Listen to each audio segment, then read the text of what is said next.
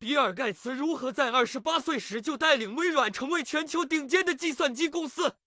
The spirit of the entrepreneur is alive and well. More and more people anxious and willing to be their own boss. This week we're going to talk with three of what we call adventure capitalists about what it takes to take the big plunge. And we'll start with 28-year-old William H. Gates III, who was a teenager, co-founded Microsoft Corporation, now the world's foremost producer of computer software. In the incredibly competitive software business, Microsoft writes the rules.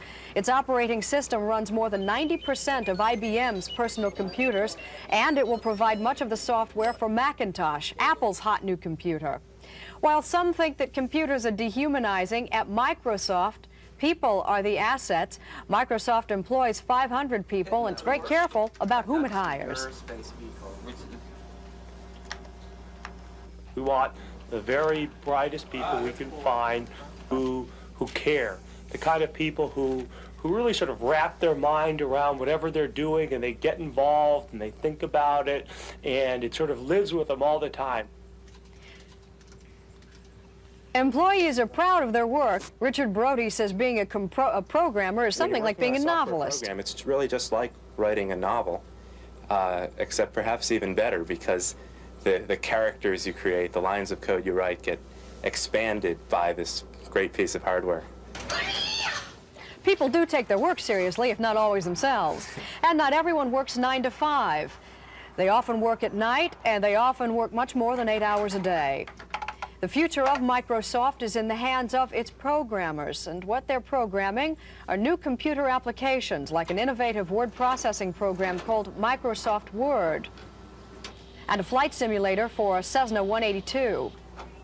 But Microsoft's biggest push involves a new concept called Windows.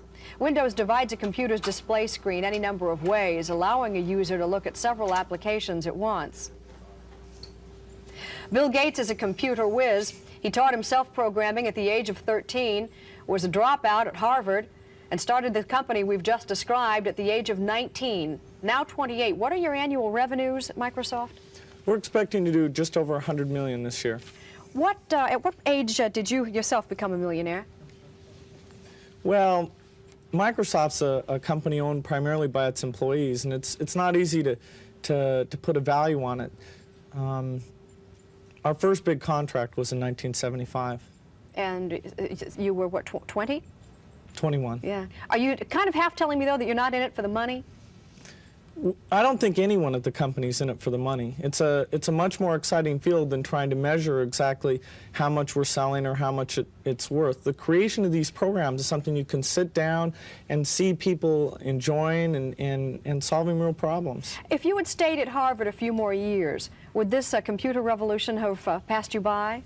Perhaps. Things move very quickly in the industry, and it was really the urgency to get out there and be the first one to put a basic on the microcomputer that caused me to drop out. You're called a genius, and well, no, I don't think that embarrassed you at all. They call you a genius. Part of your genius is that you are a computer whiz, and the other is that you did have the business acumen to turn it into a working company. Are you a business genius, too?